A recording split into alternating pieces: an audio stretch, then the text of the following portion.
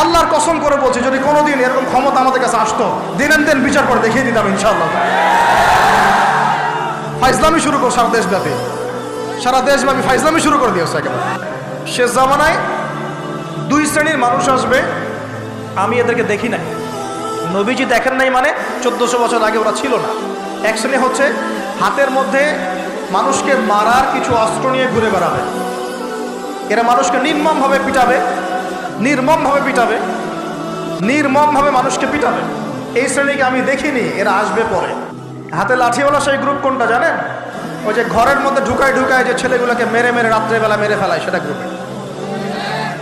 বিভিন্ন হলে দেখেন না, হকি স্টিক নিয়ে 8-10 জন মিলে এক একটা করে ছেলেকে ডেকে নিয়ে পিটাই মেরে ফেলায়, এগুলো সেই ছেলে। এদেরকে যেন জন্ম দিয়েছে ওই বাপের জন্য ধিক্কার। এদেরকে যেন জন্ম দিয়েছে এই বাপের জন্য ধিক্কার। আর এখন এরকম লেডিস গ্রুপও বের হয়েছে, আর মেয়েদেরকেও হলে ডেকে পিটানো শুরু করেছে।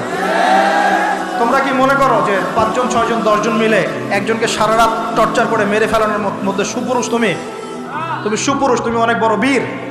সাহস থাকলে তুমি একজন মারামারি করে দেখাও না, দেখি তোমরা এত বড় সাহস, তাহলে একজন মারামারি করে দেখাও না। আসো রিংয়ের মধ্যে আসো, তারপর দেখি তোমার কত শক্তি, আমাদের কত শক্তি। একজন 1-on-1 ব্যাটেলে আসো, খালি হাতে 1-on-1 ব্যাটেলে আসো। 8 জন 10 জন মিলে একটা বুয়েটের ছেলে, একটা মেডিকেলের ছেলে, একটা অমুকের ছেলে, তমুকের ছেলে, বাবা মায়ের স্বপ্ন লালন করা ছেলেগুলোকে ঘরের মধ্যে ঢুকাবা, সারা রাত পিটায় মেরে ফেলবা, এটাকে তোমরা সাফল্য মনে করো, বীরত্ব মনে করো? এই ছেলেগুলোকে জন্ম দিয়েছে যে পিতা মাতায়, এদের জন্য ধিক্কার আমার পক্ষ থেকে। আপনারা এইসব সন্তান জন্ম দিতে গেলেন কেন? খিদির আলাইহিস সালাম বেঁচে থাকলে ছোটবেলায় মেরে ফেলতো এদের। ওই যে খিদির আলাইহিস সালাম ছোটবেলায় একটা বাচ্চাকে মেরে ফেলছিলেন না? মুসা আলাইহিস সালাম বলেছিলেন যে একটা বাচ্চাকে কেন মেরে ফেললেন? তখন খিদির আলাইহিস সালাম বলেছিলেন, এই ছেলেটা যদি বড় হলে অনেক বড় কাফের হবে। আল্লাহ আগে জানিয়ে দিয়েছেন, এই জন্য আগে মেরে দিয়েছে। এই বাচ্চাগুলোকে নিতে গেলেন কেন? কোনো রকম লজ্জাবোধও নাই, চক্ষু লজ্জা নাই। এরপর যখন আইন শৃঙ্খলা বাহিনী এদেরকে অ্যারেস্ট করে নিয়ে যায়, বীরের মতো হাসতে চলে যায়। ও জানে যে আমার কোনো সমস্যা হবে না, ফাঁক ফোকর দিয়ে বেরিয়ে চলে আসবে। তোমরা এগুলোকে বীরত্ব মনে করো, সুপুরুষ হয়ে গেছো তোমরা।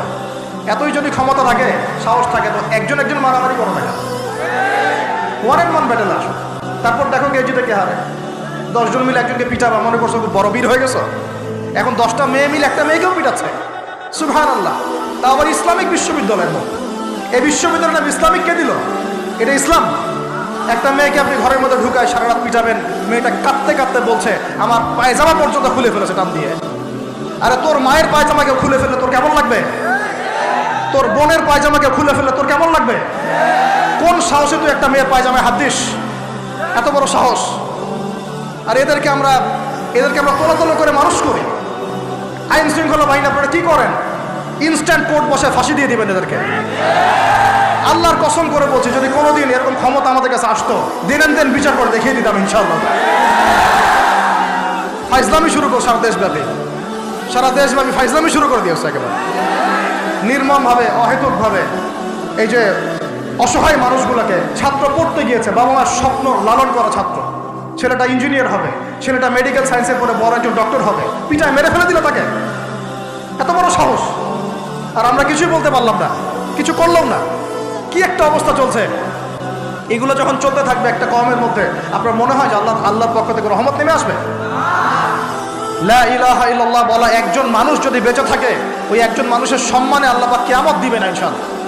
সেই একজন মানুষকে এভাবে নির্মমভাবে পিটিয়ে মেরে ফেলো তোমরা। এখন মানুষকে পেটানো শুরু করেছো। নবী সাল্লাল্লাহু আলাইহি ওয়াসাল্লাম শেষ জামানার হাদিস সম্পর্কে বলেছিলেন যে আমি এক শ্রেণীর মানুষকে দেখি নাই যারা আসবে, মানুষকে নির্মমভাবে মারবে, মানুষকে পিটিয়ে মারবে। আর কোরআন খুলে দেখেন, একটা জাতির কথা আল্লাহ পাক বলেছেন। এই জাতির নাম হচ্ছে আদ জাতি। কোন জাতি ভাই? এই আদ জাতিকে আল্লাহ পাক ধ্বংস করেছিলেন ঝড়টা দিয়ে। আল্লাহ পাক এই কওম সম্পর্কে বলেছেন, ওয়াইদা বাতাসতুম জাব্বারিন।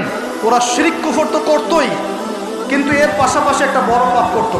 ওই পাপটা হচ্ছে এরা যখন মানুষকে পেত, পিটিয়ে মেরে ফেলতো, নির্মমভাবে পিটিয়ে মেরে ফেলতো। এই আদ জাতির পাপ তোমরা করা শুরু করেছো।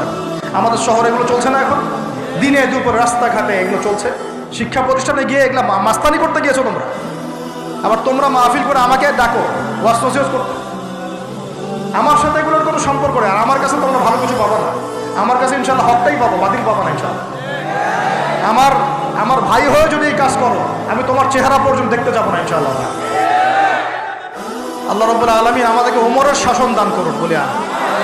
একটা মাস ওমরের শাসন যদি চলে না, দেখবেন সব লাইনে চলে আসছে ইনশাল্লাহ। একটা মাস খালি, একটা মাস খালি ধর্ষণের বিচার করা শুরু করেন, ধর্ষণ করার সাহস খুঁজে পাবেন ইনশাল্লাহ।